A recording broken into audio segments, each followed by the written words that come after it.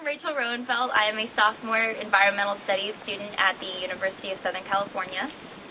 I am Mike Slay. I'm a cave biologist that works for the Nature Conservancy here in Arkansas. And today we're going to be exploring Bear Hollow Cave, and I'm going to talk to you guys about cave formation and how it relates to water and water quality. We're going to talk about the lovely cave gate that's behind us, and hopefully get some footage of some rare cave crayfish while we're inside. Bear Hollow Cave, located in Arkansas, doesn't seem like much from the outside, but inside it holds many treasures. Home to an endangered species of cave crayfish, this cave is owned, protected, and monitored by the Nature Conservancy. Bear Hollow was originally a commercial cave, meaning that visitors would pay to enter and explore inside. In 2000, a local effort to clean the cave site as well as repair the gate that you see here greatly improved the health of the cave and the area. So we're at Bear Hollow today, and this is a cave that the Nature Conservancy owns, and the reason that it's owned is because it's habitat for an endangered species of cave crayfish called Cambarus aculeibrum, also known as the bitten cave crayfish. It's important for us to conserve this site here to protect the habitat that this crayfish lives in. Now, the habitat that's in here, this is a cave crayfish, so it's found in the stream, and so there's a fair amount of water back in this cave system, and so things that are going on the surface can impact the cave as water trickles down into the ground, gets into the cave stream where this crayfish leaves and blows out of the cave system. The water back up in the recharge area for the system sinks into the ground and comes through this cave system. And what's interesting about this cave system is that we're standing here right now close to a really large entrance, but in particular water conditions after heavy floods, this cave will flood entirely shut, and the water level will be coming out of the cave at about a level up to this ledge up here. So there's a lot of water that can move in and out of this system, and what that represents is that in addition to things getting into the system, because this can flood so fastly, a lot of stuff moves through very rapidly. So caves are formed from the process of dissolving limestone. What happens is rainwater comes down and goes into the soil, and it picks up acid from the soil. And that acid in the solution with the water comes in contact with limestone, and it dissolves the limestone, creating these tunnels and formations that make up our cave.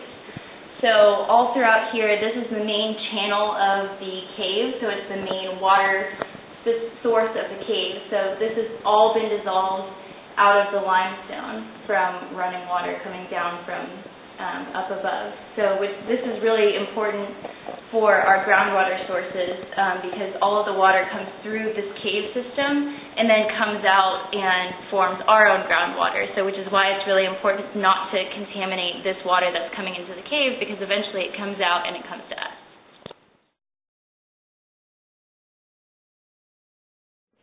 Good morning. We're out here on Tuesday morning, March 19th. And Rachel drug us out of bed at the wee hours to help her with this project, the Environmental Impact Project. I'm Mama Roenfeld. This is designated sister Bridget Frost here. Hi. And while Rachel and Mike Slay get to go out and do all the fun stuff, we're out here picking up trash. So this is our job. Rachel gets the fun stuff, we get the dirty work. So I'm standing here in front of our cave, and we have a cave gate on this, and this is to prevent vandals from coming in and disturbing the cave and disturbing the cave life that we have in here. The main purpose of this gate is to keep out people who try to disturb the crayfish population. The crayfish that actually live in this cave, they're an endangered species, so we like to keep people out of it just so they don't disturb them. People have actually come in here and ripped out the old cave gate with a tractor. So people are very, very motivated to try to get into this cave, which is unfortunate because we're trying to protect this wonderful life that we have in here in this wonderful cave system.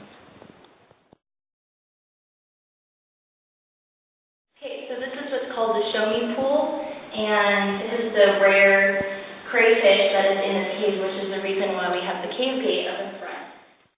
These creatures are the cave's most valuable species. Adapted for living in the dark cave, the crayfish are pigmentless, have a slow metabolism, and use a heightened sensory system to maneuver around the cave. Even though they have eye stalks, they lack eyes. They sense vibrations from sound waves to identify the source of a noise. Bear Hollow Cave is one of only 4 locations in the world where the species can be found. This is a very rare site. There's usually 10 crayfish found in this cave, and today we found 6. So we are very lucky to have seen this guy, and lucky that we got this on video. Oh, there's another little one back there. So This one is probably about 25 years old, which is awesome because he's one of the oldest ones in here. And then this little baby one back here is probably about 5, so it probably shows that there's reproduction, which is a good sign for this population.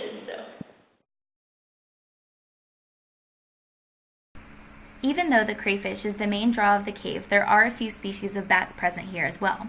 This cute little guy is a pipistrelle bat. They share the cave space with big brown bats and tricolored bats. Despite the fact that Bear Hollow Cave does not host a large population for any of these species, they are highly important for the well-being of the ecosystem. They provide the cave with its main nutrients resource, guano. However, while in the cave, we made some very upsetting discoveries. So this is a tricolored bat that has been killed by someone coming into the cave illegally. Our cave gate that's outside gets vandalized. People cut some of the bars out of it and come into the cave without permission, trespassing in here. And apparently one of the things that they do while they're in here, in addition to throwing trash around and spray painting the walls and stuff, is they come in and they think it's fun to kill bats like this. And that's unfortunate because these species need a place to live, but they also, as they're foraging out in the summertime, they're eating their weight nearly every day in pests, bugs, and other things that we don't want around us. And so they actually contribute pretty significantly to the ecosystem around us and contribute to our health as well by minimizing the pests and stuff that are out there that bug us. So it's unfortunate, and I believe this is the 4th bat we've seen in here today that appeared to have been killed by people coming in specifically just to kill bats. So you can see here how easy it is for somebody to kill a bat. This guy's hanging at about eye level, so easy to knock them off the wall and stomp them on the head.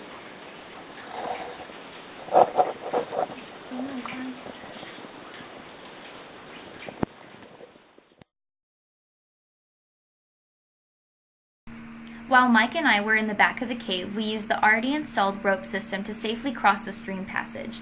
Because these ropes get used many times a year by surveyors and researchers, the ropes were muddy and stretched out.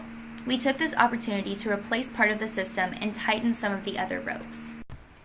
Not only are these ropes used for caver protection during research, they are used to avoid disturbing and harming the cave life in the stream, mainly the cave crayfish. The crayfish use the stream as well as the Show Me Pool for their main habitat. Because these animals are difficult to see, the rope system eliminates the possibility of accidentally killing these rare creatures. So this is all the trash we found from just walking around outside the cave and alongside the road. Trash collected included this old auction sign, plastic bottles, cigarette butts, wrappers, candles, and candle wax, and many more miscellaneous items. So today was a very successful day in the cave, and I'm very excited about how this project went. Overall, we probably collected about 50 pounds of trash, and we collected that all throughout the inside of the cave, the outside of the cave, and the local road that goes up to the cave. So that was very, very good because it cleans up the habitat and also helps contribute to the water quality that goes into the cave. Mike and I, we installed a couple new ropes and a couple new D-links, so those will be safe and good for cavers who come in there to do research as to not disturb the habitat of the crayfish that are in there and also to protect the rest of the cave structure. Overall, out of the 10 or so crayfish that live in there, we saw 7, so that was a very successful day, and we saw a wide range from small ones to big ones. Thank you very much to everyone who's helped me complete this project, and I hope you enjoyed this video.